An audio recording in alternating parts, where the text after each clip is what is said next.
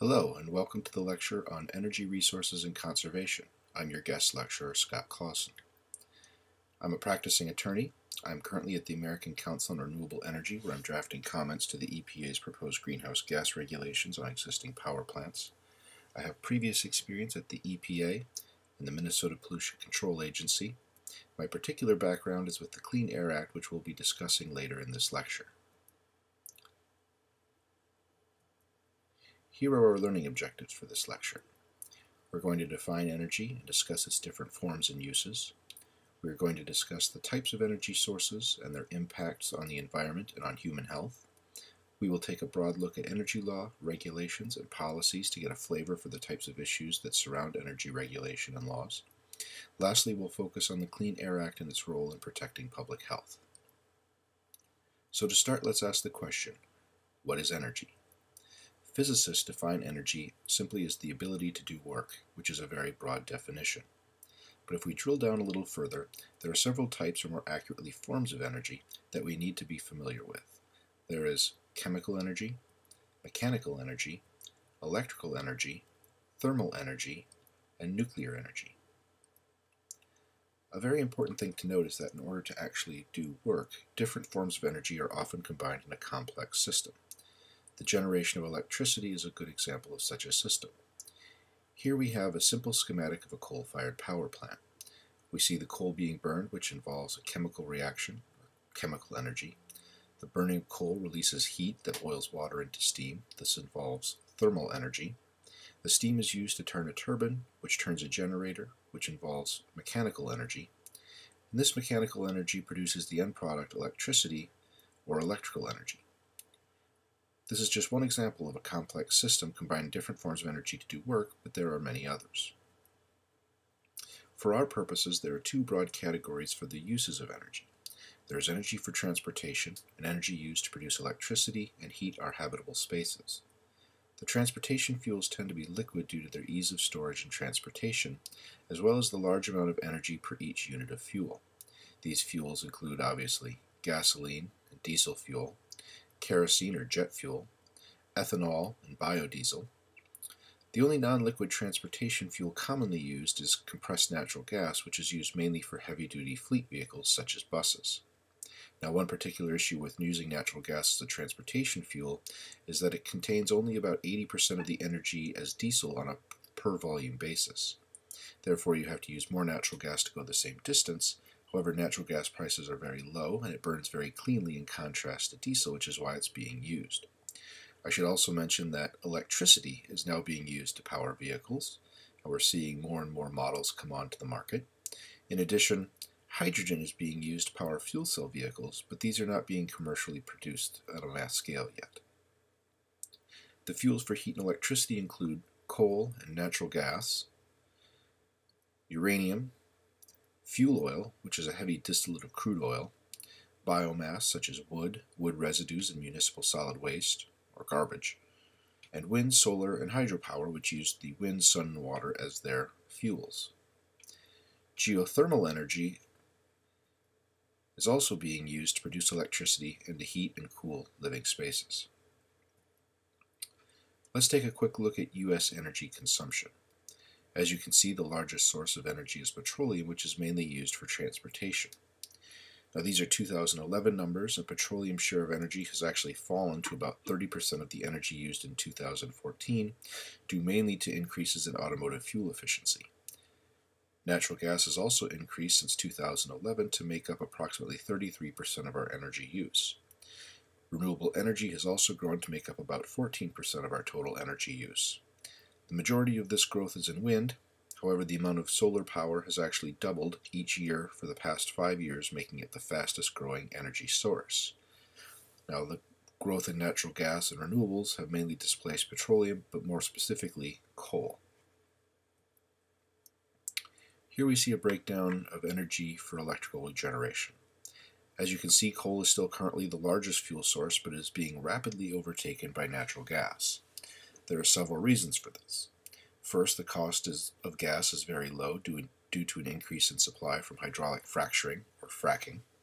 And second, the EPA has issued a number of regulations to reduce the amount of pollution from coal-fired power plants.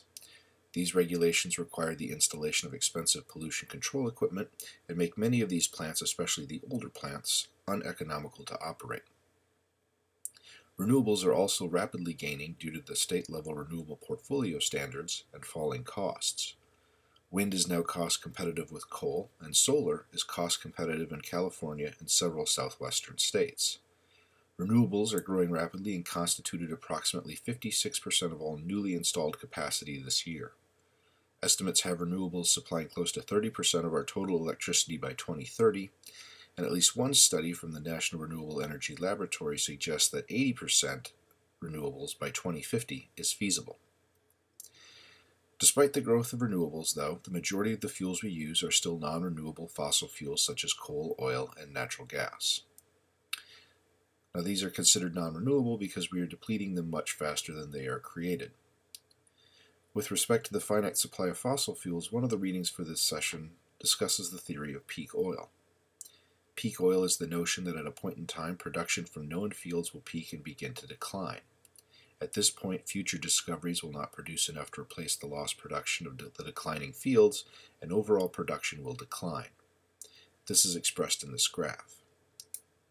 While there is general acceptance of the theory of peak oil, there is widespread disagreement as to whether or not we have reached peak oil. While a number of oil fields have peaked, notably the North Sea fields along with Prudhoe Bay in Alaska and possibly the Anwar field in Saudi Arabia, new technologies are extending the lives of existing fields. Hydraulic fracturing has increased supply. So while we may not have yet reached peak oil, there is no doubt that one day we will, and this will have a profound effect on our economy as well as the environment. Let us now turn to the health effects of fossil fuel production. First, there are the workplace dangers that, while not necessarily unique to fossil fuel production, are still very important to consider. These workplace dangers include injuries and death caused by mine cave-ins and falling rock and debris, injuries and deaths from mine fires, explosions, wellhead blowouts, and toxic gases that exist in the mines and at oil and gas wells, and injuries from heavy machinery. Let's examine some of the numbers to get a sense of the scope of danger faced in fossil fuel production. Over the last 5 years, an average of 20.6 coal miners have been killed each year. The coal mining industry has an average injury rate of 3.5 injuries per million tons mined. The oil and gas industry suffers on average 34 deaths per year at the wellhead, and an additional 52 workers are killed each year transporting oil and gas from the well to the terminal. In addition to these workplace dangers are the long-term health effects such as black lung disease and cancer. There are also concern about the exposure to chemicals used in fracking by both the workers and nearby residents whose water may become contaminated. There is also evidence that suggests workers engaged in fossil fuel production suffer high rates of cancer and have a higher incidence of birth defects than the general population. Lastly, there are also the radiation dangers posed to workers involved in processing nuclear fuels. In addition to the health effects of fossil fuel production are the environmental effects. One of these effects, and one that is highly controversial, is the practice of mountaintop removal. Mountaintop removal is frequently practiced in Appalachia. In mountaintop removal, the rocks comprising the mountains, called the overburden, are removed to access the coal, which in Appalachia is found in horizontal seams. The overburden is then deposited in the mountain valleys, effectively filling the valley and changing a mountainous landscape into a flat landscape. Here is a picture of a large mountaintop removal operation. You can see the mountains in the background along with the current mining operation in the foreground. You can also see the results of the prior mining operation in the top middle of the image, which is the flat, slightly green area.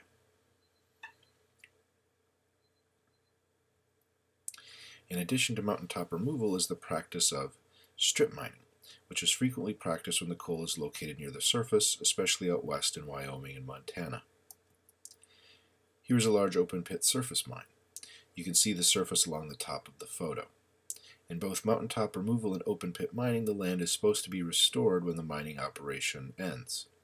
There's a lot of controversy, however, over whether or not the reclamation is or can ever be adequate. Moving away from coal to oil, there is the ever-present danger of oil spills, and everyone is familiar with the images of a large oil spill such as this. Another environmental effect of fossil fuel production is water pollution. Here is a picture from runoff from a coal mine in Kentucky.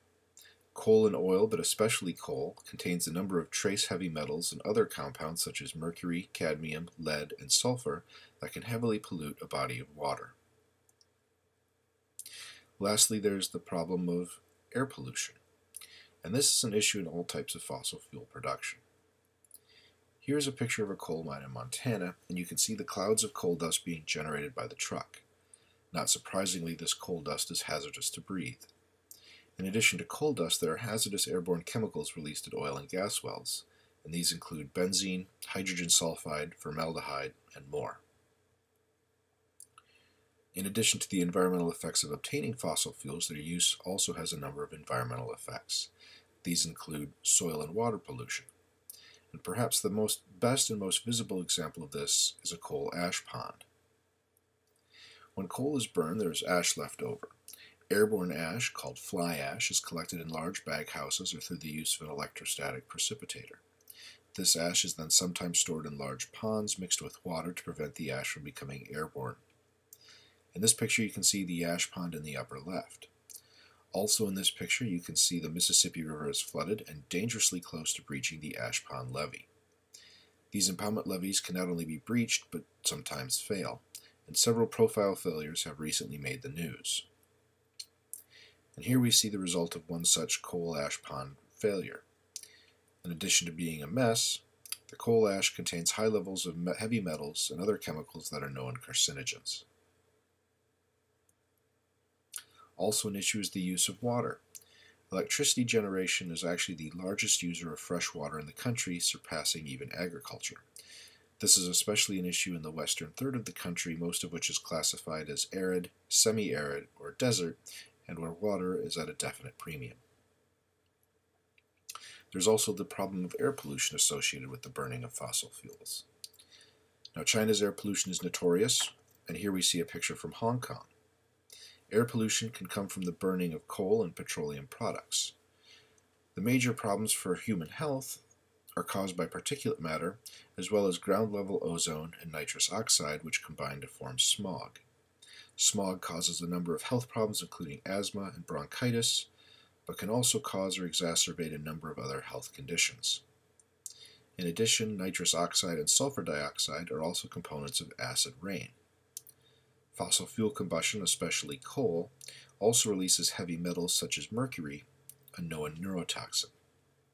Here in the U.S., these pollutants are all regulated under the Clean Air Act, which we will discuss later in this lecture. Let's take a few minutes to talk about renewable energy sources. The main sources are wind, solar, hydropower, and biomass. As I mentioned earlier, the use of renewables is rapidly expanding, and this map shows the growth in renewable energy over a 10-year period ending in 2011. And I can say that renewable energy continues to grow and is the fastest growing source of new power production. This growth has been the result of state policies that require the use of renewable energy, but also simple economics. Renewables, and especially wind and solar, are now often cheaper than coal-based electricity, especially at times of peak usage. Renewables also have the benefit of having no fuel cost. The wind and sun are free after all. Renewables also benefit from being zero-emitting sources of power and not requiring pollution control equipment. All of these factors combine to make renewables cheaper than coal, and it's driving its growth. There are still environmental issues, however. With wind turbines, there are complaints of visual pollution. There are also complaints that the low-level noise emitted by the blades and the shadows caused by the turning blades can cause adverse health effects. These health effects are sometimes referred to as wind turbine syndrome. But probably the biggest concern is with wind power are birds. There are claims that wind turbines kill hundreds, if not thousands, of birds each year, and a number of studies have looked at this issue, and it's not really quite clear what scope exists.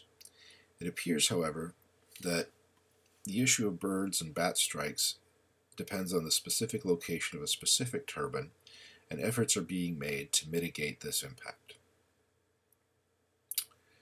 While everyone is familiar with the typical rooftop solar panel, There are also now a number of concentrated solar power facilities. These facilities, like the one pictured here, use mirrors to concentrate sunlight on a tower, and the heat from the sunlight is used to boil water to produce steam and generate electricity. The Ivanpah plant in the Mojave Desert, which is the facility pictured, faced a number of complaints about being constructed on sensitive desert land, which was habitat for an endangered desert tortoise. More recently, it was claimed that birds flying through the concentrated solar rays are being burned and killed. And here is a supposed picture of one of the birds killed. There are still a number of conflicting claims, and studies are being done, so the scope of the problem is not really fully understood at this point. Hydropower is also a problem in that it constricts free-flowing rivers, impedes the migration of fish, and floods a large amount of land. Biomass also has a number of issues. Biomass electrical production usually involves the burning of wood residue, which is wood left over from timber and lumber operations, to produce electricity. Increasingly, though, biomass power is using whole trees that are grown just for the purpose of producing power, which leads to the clear cutting of forests. Municipal solid waste, which is also burned to produce power in incinerators, contains trace metals that are released during combustion. The burning of municipal solid waste also produces dioxin and releases mercury. Corn-based ethanol, which is used for automotive fuel, in addition to soybeans, which is used for biodiesel, is claimed to have adverse impacts on the price of food. This fuel versus food argument claims that as more corn and soybeans are diverted to produce fuel, there is less available to produce food, thereby driving up prices. And there's some evidence to suggest that this is happening, but the larger driver of the cost of food is the increase in the price of oil. Now, to mitigate this impact, just this year the first cellulosic ethanol plant came online. Cellulosic ethanol, which uses the non-edible part of the corn plant to produce ethanol, could diffuse the food versus fuel debate if the plant is successful. The bottom line: all forms of energy production come with environmental and health issues. Energy use has environmental impacts as well as health impacts, and renewable energy, on the whole, has fewer environmental and health impacts than fossil fuels.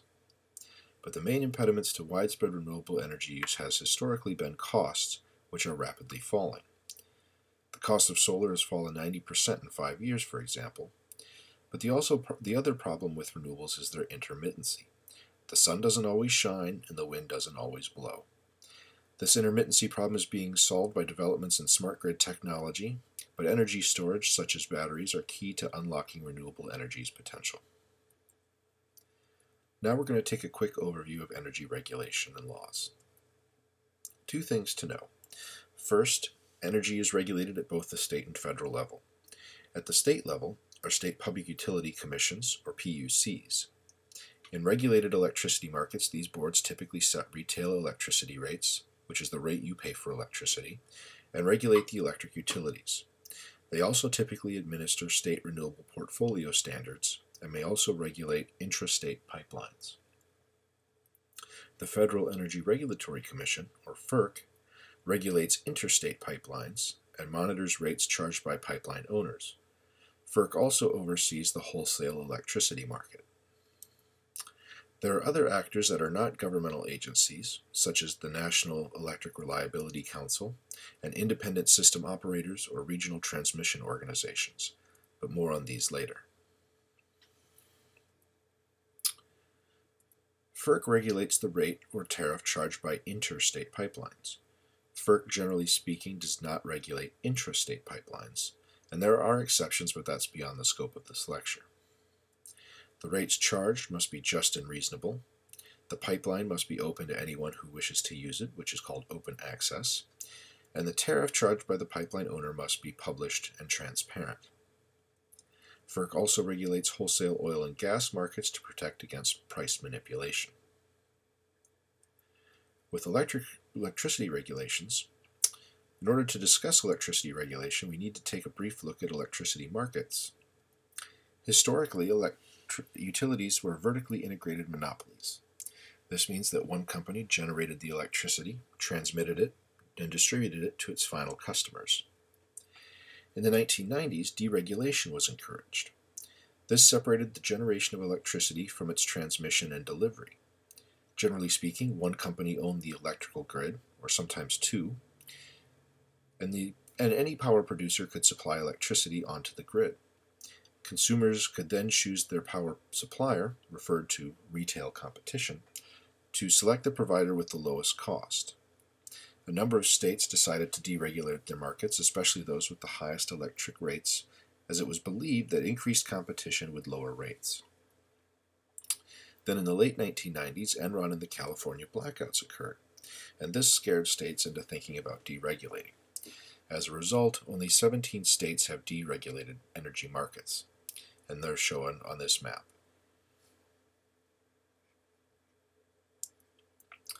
As a result of restructuring, regional transmission organizations known as independent system operators were formed. These regional organizations operate a region's wholesale electricity grid and administers the wholesale electricity markets. They also provide reliability planning for the region's bulk electricity system. Within each ISO are individual utilities, some regulated, some not, and hundreds of distribution systems that actually supply electricity to the end user. On top of the ISO layer is the North American Electric Reliability Council. The NERC promotes the reliability of bulk power systems and monitors and enforces these standards. As you've probably figured out, electricity regulation is very complex, and there are a number of regulators. As I mentioned, state public utility commissions, or public service boards, regulate retail rates, the siting of generation units, and transmission lines, safety, reliability, and conduct utility planning. FERC regulates the interstate sale of electricity, electricity markets, wholesale rates, reliability, and mergers. EPA regulates air and water emissions from electrical plants. The North American Electric Reliability Corporation develops and enforces standards to ensure reliability of the bulk power system in North America. And with that as background, we're going to spend the remainder of this lecture focusing on the Clean Air Act, which is administered by the EPA. Now, the Clean Air Act was originally passed in 1970, and it was significantly amended in 1977 and 1990, back in an era when Congress actually used to do things like pass laws. Now, prior to 1970, there were air pollution laws on the books, but these laws largely called for the studying of the problem and called for the development of methods to reduce air pollution, but did not regulate pollutants or require any reductions. The only notable exception is the state of California, which passed the first air pollution laws in the 1960s, and these laws actually regulated pollution. Because California already had air pollution laws on the books at the time the Clean Air Act was passed in 1970, California was given a special exemption from the law and is allowed to set its own standards. And California actually has much stronger air pollution standards than what the Clean Air Act requires of other states.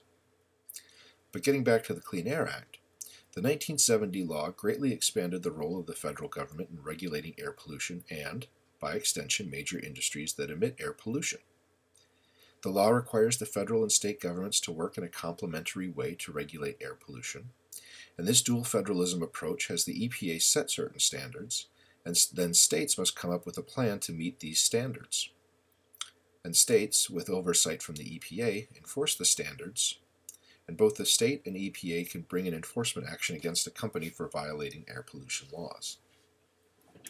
The Clean Air Act regulates both mobile and stationary sources of air pollution, and in close conjunction with the passage of the Clean Air Act, Congress, again actually doing something, created the EPA on December 2, 1970, and tasked the EPA with enforcing the Clean Air Act. And if we just step back for a moment and consider that this was a momentous change in both the law and the structure and role of government. Prior to the Clean Air Act, there really were no federal laws directly addressing air pollution.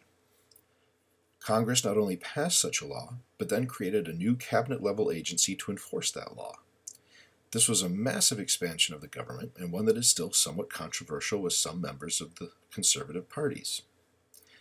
Part of the reason for this controversy is that the law regulated entire industries down to the specific plant that were, up until that point, generally free to do as they pleased. In addition, the Clean Air Act and regulations promulgated thereunder required new and expensive emission control equipment, and in some cases required older plants to shut down entirely. And some claim that these regulations slow economic growth. However, as the following chart shows, such claims appear to be without merit. Here we can see that overall pollution is down, and down quite significantly, while population, total energy use, miles traveled, and gross domestic product have all increased. This certainly calls into question the claim that environmental laws and regulations impede economic growth. Now here's Congress's finding as to why the Clean Air Act was required. You should note that Congress found that air pollution is resulting in mounting dangers to the public health and welfare and is impacting certain commercial activities such as agriculture and property. And here is Congress's declaration that the purpose of the Clean Air Act is to protect and enhance the quality of the nation's air resources so as to promote the public's health and welfare and the productive capacity of its population.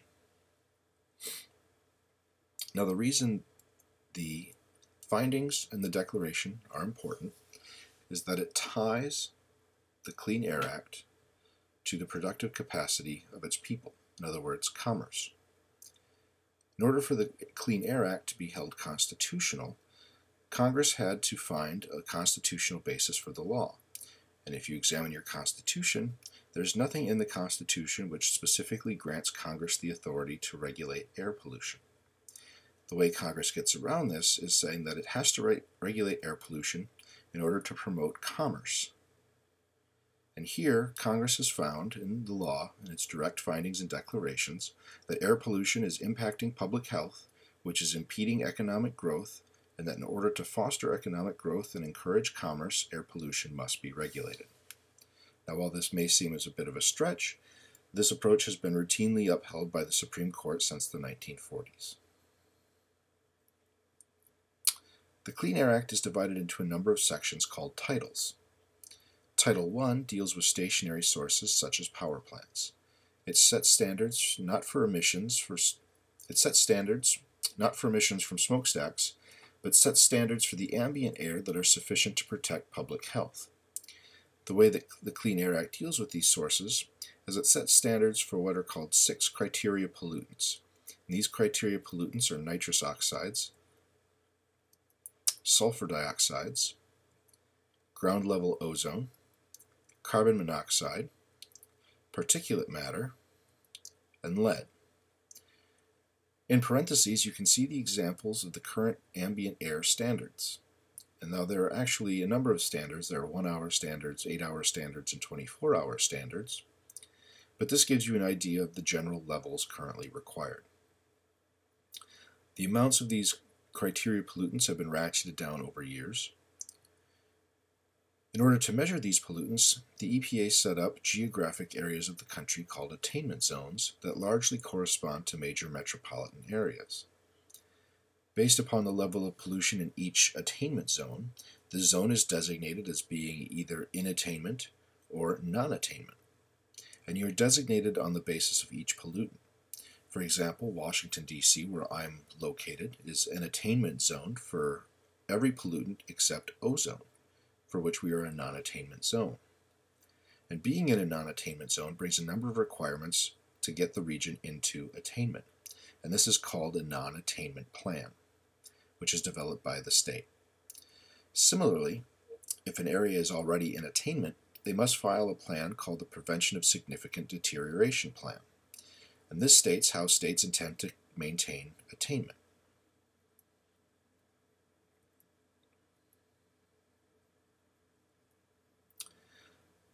Title I also regulates the emission of 110 hazardous air pollutants such as benzene, chlorine, and others.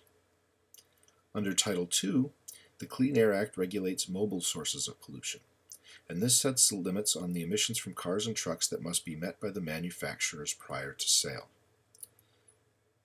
Title IV of the Clean Air Act was passed in 1990 and addresses acid rain. This is a unique section as it was the first time a cap-and-trade system was used. Historically, pollution control was done through a method called command and control. Under this system, the EPA set a limit of pollution that all sources had to meet.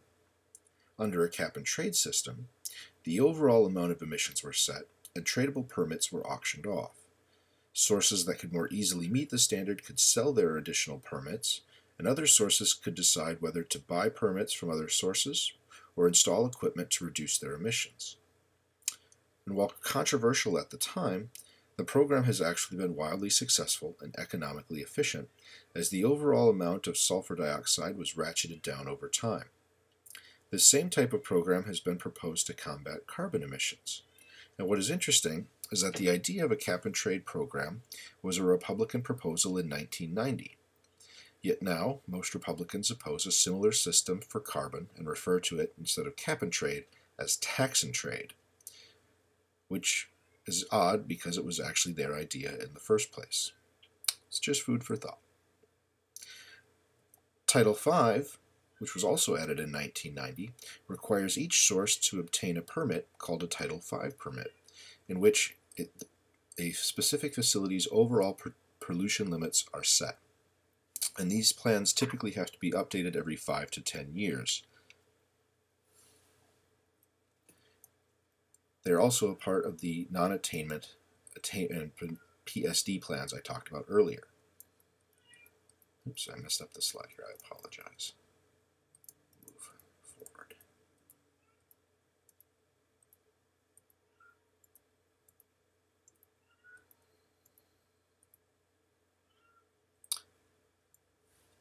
Lastly, the Clean Air Act amendments of 1990 also banned the use of CFCs and other ozone-depleting substances.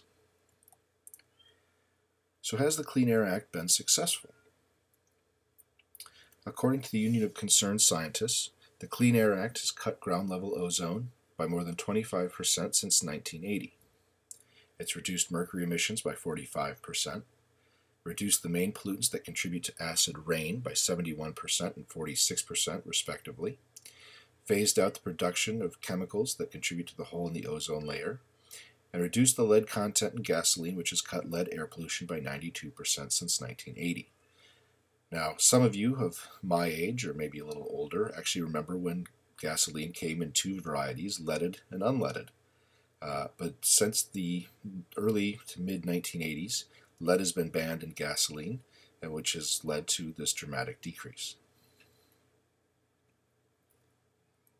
Now, according to the EPA, between 1970 and 1990, the Clean Air Act prevented over 205,000 premature human deaths, 18 million child respiratory illnesses, 672 cases of chronic bronchitis, 843,000 asthma attacks, 189,000 cardiovascular hospitalizations, and 21,000 cases of heart disease.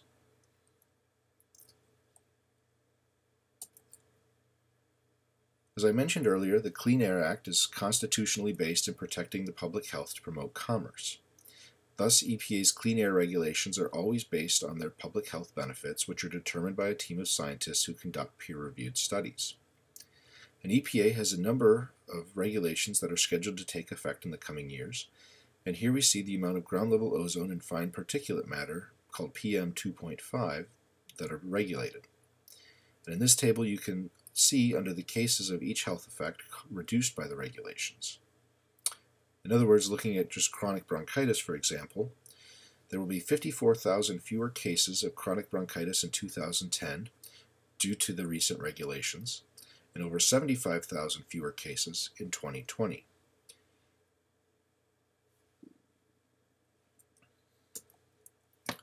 Now, two of the most significant regulations set to take effect in the coming years are the Mercury and Air Toxic Standards, which regulates mercury emissions from coal-fired power plants.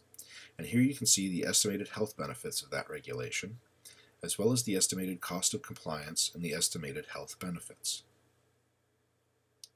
Similarly, another new regulation, the Cross-State Pollution Rule, which regulates pollution produced in one state but carried by the wind to another state, you can see its estimated health benefits and costs as well.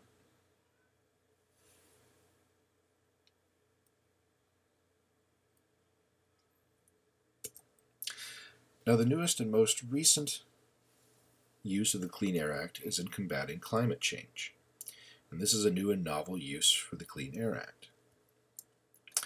This is being done under Section 111D, which is found in Title I of the Clean Air Act. Now, to back up for a minute, what kicked off the regulation of carbon dioxide under the Clean Air Act was a Supreme Court case which found that carbon dioxide was a pollutant as defined in the Clean Air Act, and that EPA was free to regulate.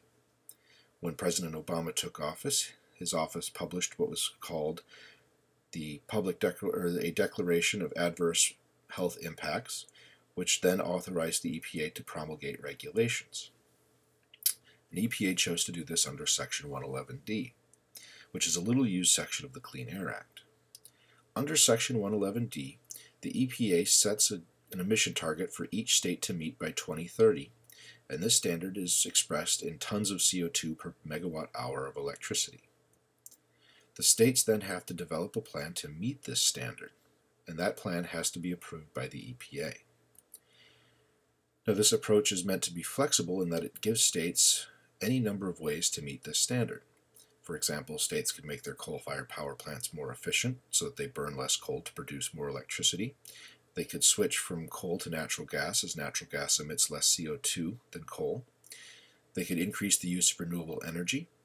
They could build new nuclear plants which don't emit CO2. They could also use energy efficiency so that less power is needed and therefore less emissions are produced. And as I mentioned, the EPA approves each state plan and then monitors the compliance with the plans. And I'll just note that there are many legal questions because this is a novel approach. One question is whether the EPA is even allowed to look outside what they call outside the fence line, which means can the EPA require measures such as renewable energy and energy efficiency, which is not done at the plant level because historically the EPA has only regulated at the plant level. There are many other legal questions, and so the overall constitutionality of the plan is somewhat in question, and it'll be interesting to watch the court cases as they develop in the coming years. I'll note that the regulation as proposed is currently in the public comment phase, which ends December 1st, and the final rule will be published sometime in the summer of 2015 and will probably take effect at the beginning of 2016. That concludes this lecture. I'd like to thank you for your time and attention, and I look forward to the continued discussion in the discussion boards. Thank you.